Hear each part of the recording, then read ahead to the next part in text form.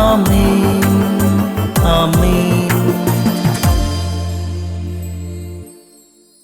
യേശുവിൻ്റെ ഏറ്റവും പ്രിയമുള്ള കുഞ്ഞെ, 2 തിമോത്തിയോസ് 2:14, വാക്കുകളിൽ വടം കെട്ടി വലിക്കരുത്, വാക്കുകളിൽ തൂങ്ങി നിൽക്കരുത്.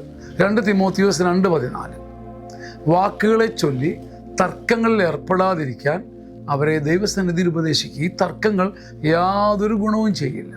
ചിലപ്പോൾ ചില വാക്കുകളെ ചൊല്ലി നമ്മളൊക്കെ ശണ്ട കുടിക്കണം. അത് പറഞ്ഞില്ല, ആ വാക്ക് നിങ്ങൾ അങ്ങനെ പറഞ്ഞില്ല, ആ വാക്ക് ഭാര്യ ഭർത്താക്കന്മാർ വഴക്ക് നിങ്ങൾ എന്തുകൊണ്ട് അങ്ങനെ പറഞ്ഞു, ആ വാക്കാണ് എനിക്ക് സഹിക്കാത്ത. ഇങ്ങനെ വാക്കുകളെ ചൊല്ലി തർക്കങ്ങളിൽ ഏർപ്പെടരുത്. തർക്കങ്ങൾ കൊണ്ട് യാതൊരു ഗുണവും ആത്മാവിനുണ്ടാവുന്നില്ല. അതെനിക്കും നിങ്ങൾക്കുമില്ല.